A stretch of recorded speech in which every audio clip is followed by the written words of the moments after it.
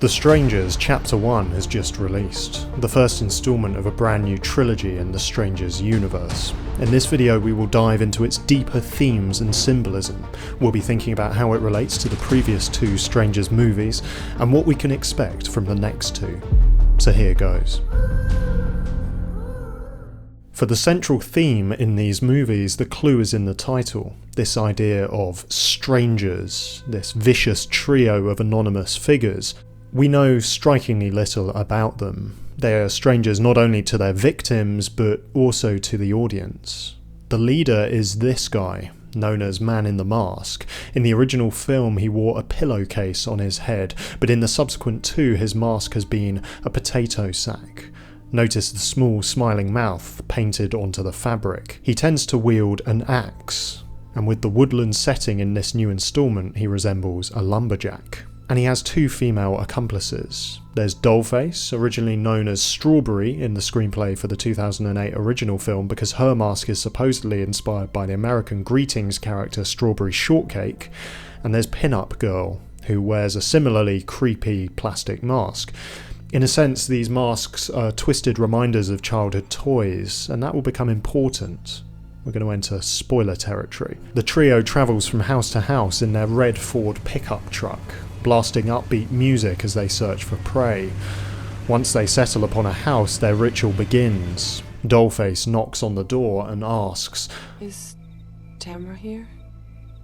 Is Tamara home? Is Tamara here?" The answer, of course, is no. No? I think you have the wrong home." That was weird. There is not someone called Tamara in this house.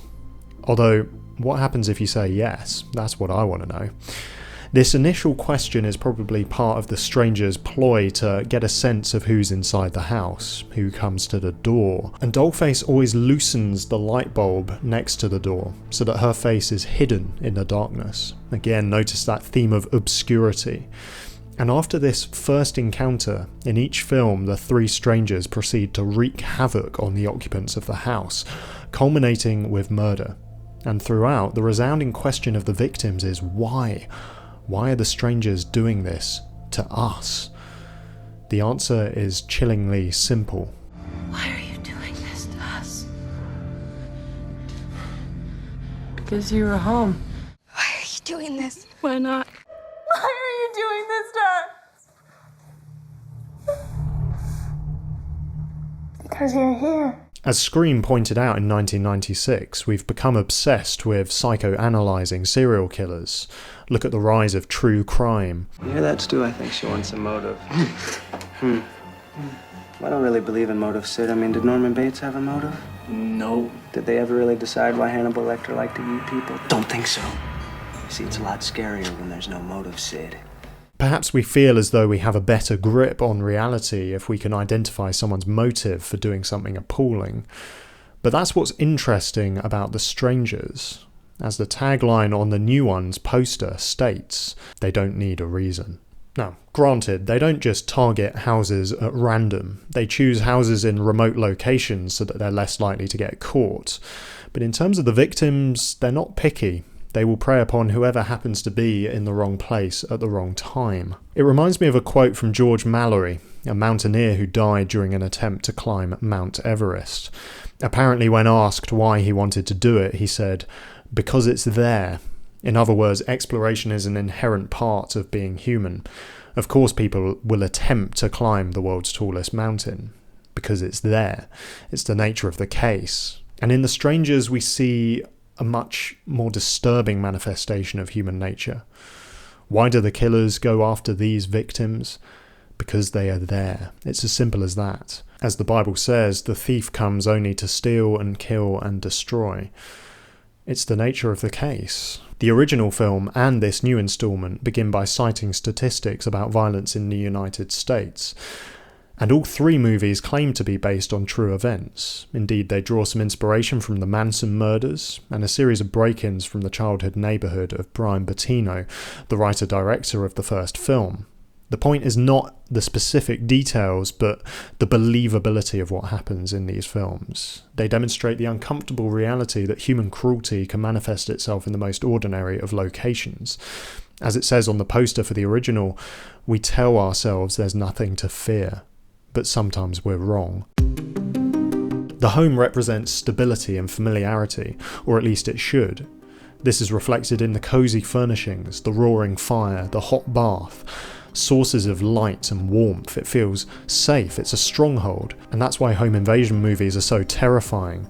They threaten that security. As night falls, darkness encroaches from every direction, and it's only a matter of time before the protective membrane of the wall is breached, and the strangers cross the threshold into the home.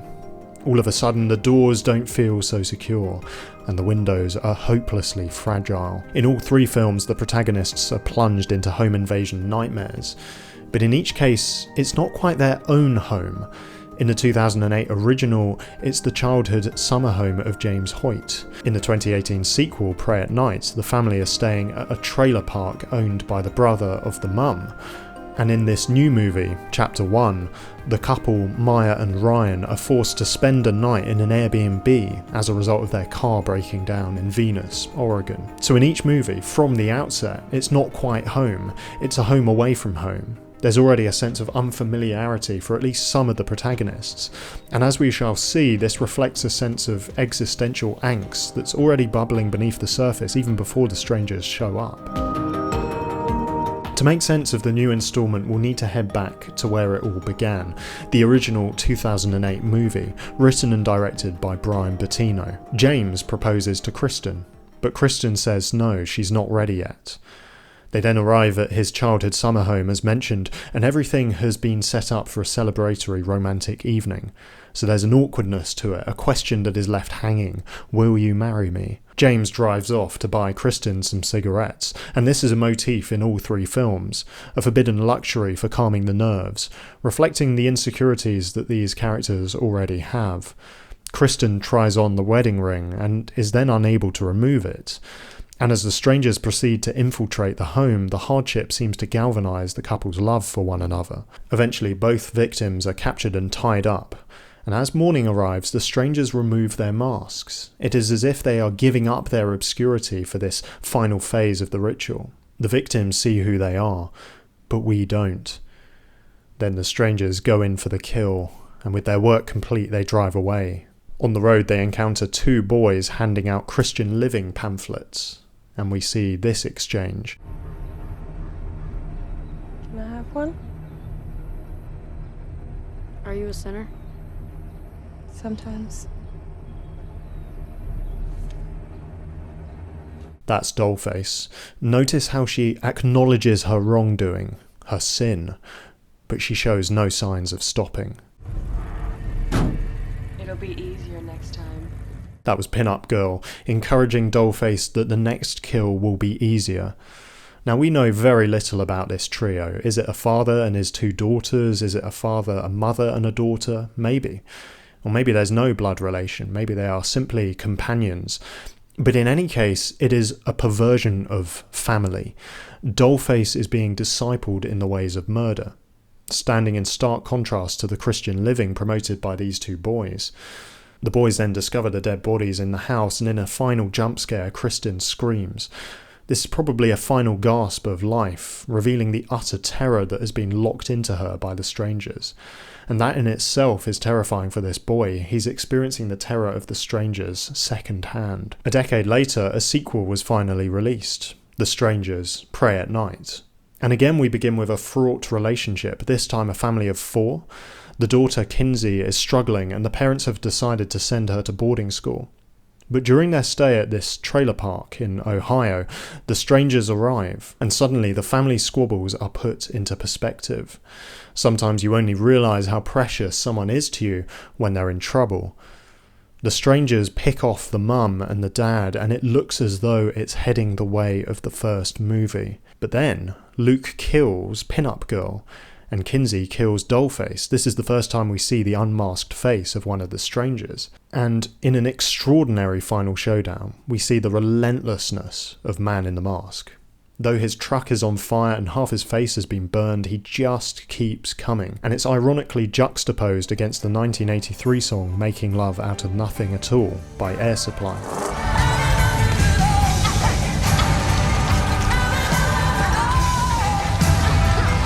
Kinsey and her brother Luke survive, and as they recover in the hospital, it appears that they have been delivered from the evil. But then there's a knock at the door. The end. There's a sense of good conquering evil, a brother and a sister growing closer through hardship. But aside from the tantalising knock at the end, it doesn't really leave the door open for another film, which isn't a bad thing necessarily. I kind of like closure in horror franchises. But yeah, I guess if you want to make another film with the Strangers, there's a problem, because all three of them are dead. Which brings us to this brand new instalment, The Strangers Chapter 1.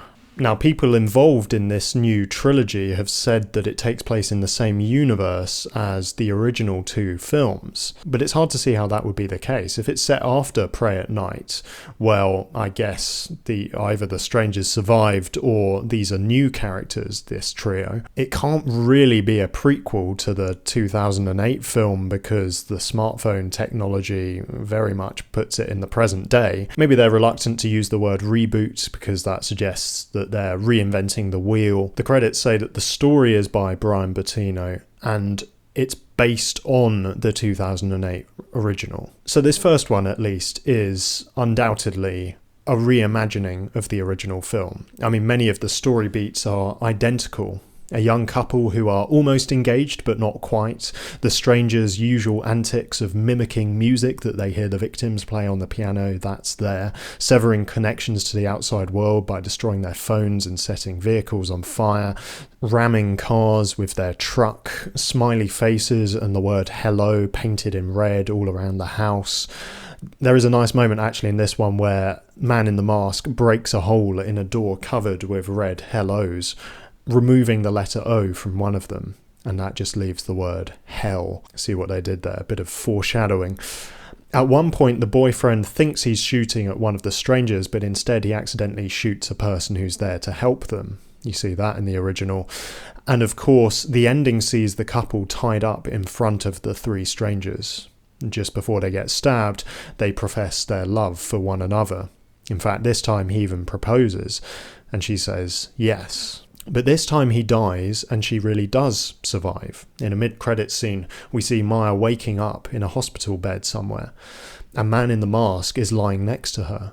This sets up the next chapter. So now that they've got this reimagining of the original film out of their system, perhaps the franchise will move beyond the home invasion format. There's only so many times we can watch the three strangers break into a house, so maybe Chapter 2 will do something different. Director Renny Harlin has said this about the upcoming chapters. We see that Maya survives, and just when she thinks she's going to be okay, things get worse because the strangers just won't give up. So chapters 2 and 3 go in completely different directions than the first chapter, and they become more epic. There's also some intrigue surrounding the small town setting of Venus, Oregon, which may play an important role in the future installments. It has a population of 468, and the inhabitants are portrayed as being rather unwelcoming, especially the car mechanic. There's even a suggestion that the car has been tampered with to force the couple to spend the night nearby. And in fact, I spotted the stranger's truck parked nearby, near the car mechanic. So some of the locals might be in on this nasty plot. In fact, some of the ones we meet might even be the strangers themselves. Again, we have two boys handing out Christian pamphlets, but this time they appear early on in the movie, appearing to the victims rather than to the perpetrators. And they say this to the couple: "The Lord will set you free. Are you sinners?" Ryan replies, "Aren't we all?" And he's right. But whereas in the original film the two Christian boys are framed as symbols of innocence, here they are framed rather creepily, to build the ominous atmosphere. Later on, a woman at the burger joint tries to give Ryan another pamphlet. So there's something strange about this entire town, and that might be significant going forwards. There's also the man in the suit who gets hunted by the strangers in the woods at the start of the film. His rotting corpse is later discovered by Maya. Presumably it's the same guy.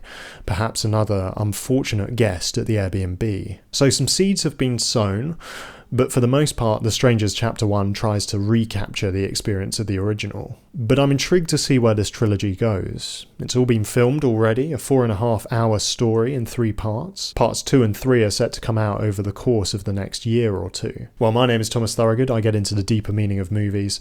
Do subscribe if you'd like to stay in the loop. Thanks so much for watching.